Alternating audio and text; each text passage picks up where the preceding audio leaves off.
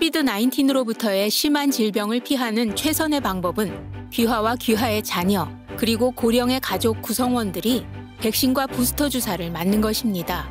그리고 급이 높은 마스크를 사용하세요. 뉴욕 여러분, 자신을 보호하세요.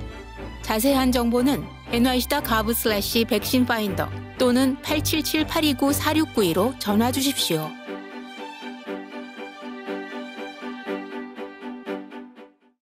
구글이 사이버 보안 회사 맨디언트를 54억 달러에 인수하며 클라우드 사업을 강화합니다. 구글의 역대 인수건 중 지난 2012년 모토로라 모빌리티에 이어 두 번째로 큰 규모입니다.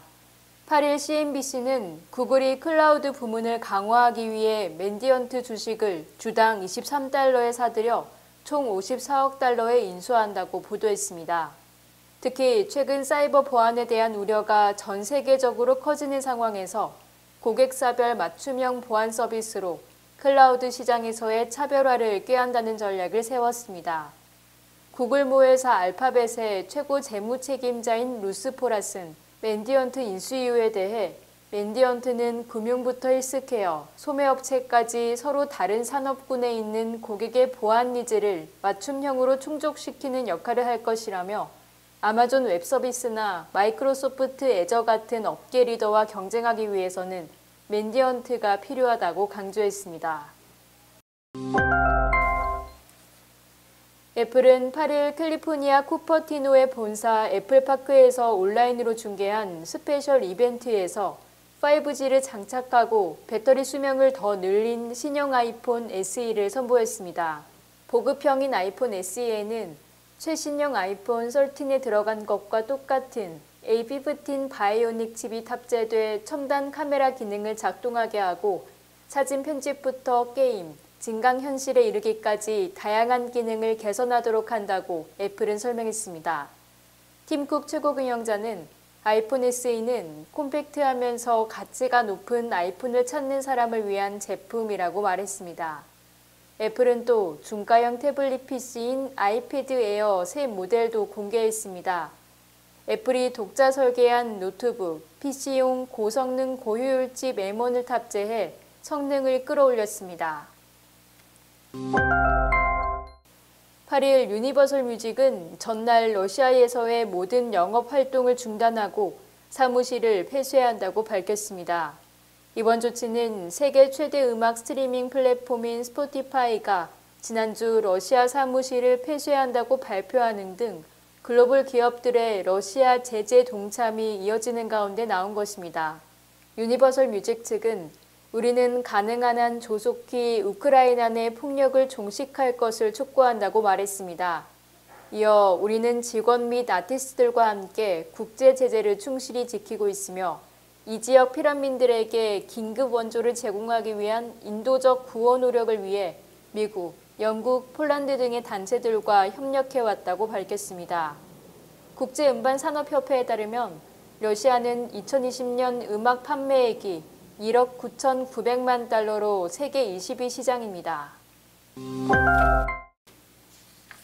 레고는 코로나 팬데믹 원년이던 2020년 63억 6천만 달러를 기록한 후 지난해에는 학교가 문을 닫고 기업들도 재택근무를 권하는 등 대부분의 사람들이 집안에 머물며 덩달아 레고의 장난감 매출도 크게 늘었다고 밝혔습니다.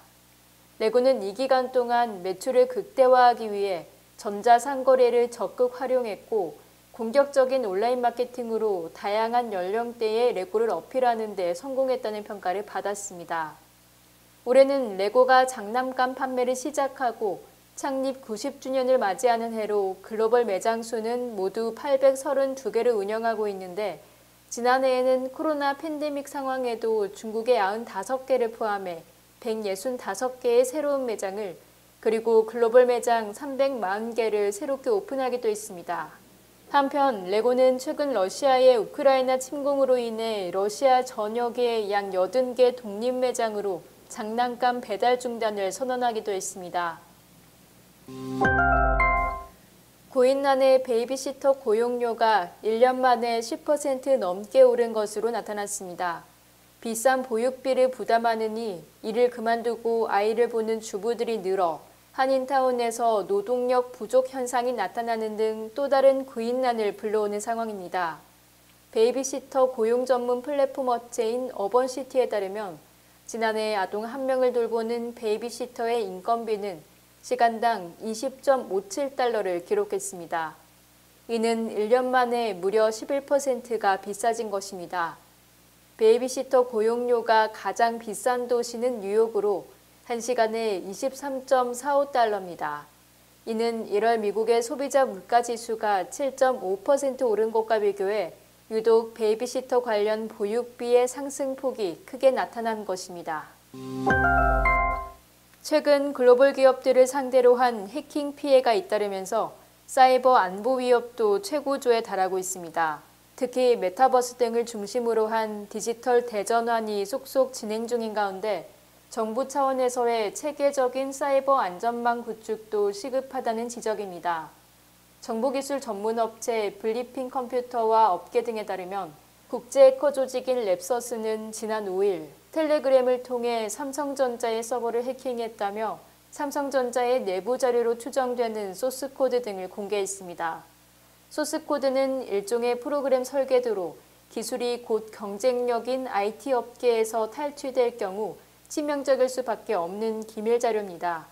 하지만 랩서스 측이 해당 자료를 온라인 파일 공유 프로그램인 토렌트를 통해 일반에 배포하면서 파장은 더욱더 커지고 있습니다.